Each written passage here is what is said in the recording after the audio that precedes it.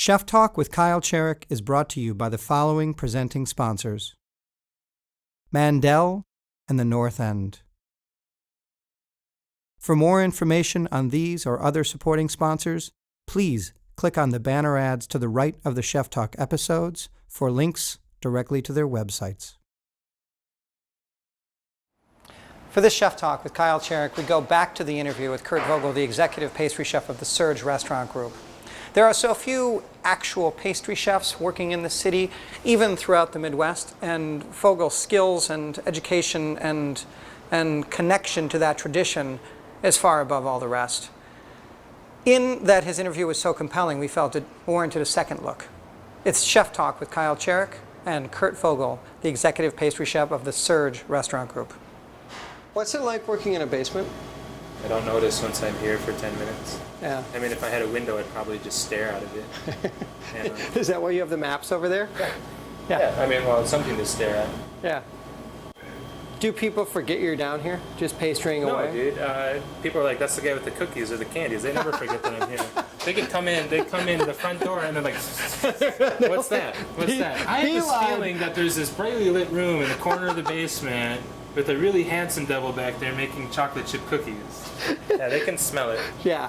I've witnessed it. You're never going to forget that I'm down here. No. You wouldn't walk into Mommy and say, oh, this is it, huh? There's nothing in the basement? Yeah, dude, I know the hours you work. Yeah, and the other reason is it's cooler down here. That's true. That makes perfect sense. You always wanted to be a pastry chef, right? No, I always wanted to know everything about food. And it just kind of ended up me doing pastry. I mean, I do a lot of stuff that's not pastry. Yeah. Still, this is the moniker, the box, the genre, Well, I don't this is the discipline you live in. Yes, I don't want to say that I took the easy way out, because that's certainly not the case. Not at all. I spent a lot of time trying to get in my own way. You know, when I was 18 or 19, I was like, what? $23,000 a year? I'm loaded. Why wouldn't I take that job? And then I'm making pizzas, you know? Yeah. Which isn't a bad job, but it's not a great use of your skill set, right? Your talents. And I spent a lot of times the looking in the other room, be it watching the Food Network or going to nicer restaurants or doing whatever, saying I'm here and I know that I want to be there. When I left Rockies and went to Chicago, I went because I was fed up with myself. I was going to go to culinary school. I kept pushing it aside, and I was going to go. And you went to the best one in the country. Yeah, but let me tell you how. Nothing really that's good that's happened to me in my life has had anything to do with my planning. It was like everything else in the world, everything else in the universe was working to keep me going down this chef thing. Find the chef thing. This is what you have to do. Because every time I tried to go around it, I just got kicked in the face. And one day, worse than others, and this is how I remember the name for the French pastry school, I was denied a promotion. I was living with my little sister at the time. She went to, we were going to go to Chicago together, and I decided to stay back. Yeah. And I eventually, at the pizza time, I was like, this isn't working for me. I need to move down there. It's like, she took me in. Yeah. So I had this terribly bad day. You're living with your little sister. And denied a promotion. Yeah. And she said, come home, I'll buy you an ice cream cone. And I get off the bus, and I'm just, poor me, whatever. And we walk into this place, Windy City Sweets, right around the corner from where we were living. And I walk in, and you see all the ice cream, you see all the candy, and there's a guy in the back corner, and he was hand-dipping chocolates, at a counter. And I was like, it was just like, that's what you want to do, right? Go talk to that guy. So I walked over there and I said, listen, buddy, I want a job here doing that. And the guy goes, right.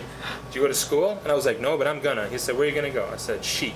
He said, no, you're not. He said, there's 2 French guys in the Loop. They have a pastry school.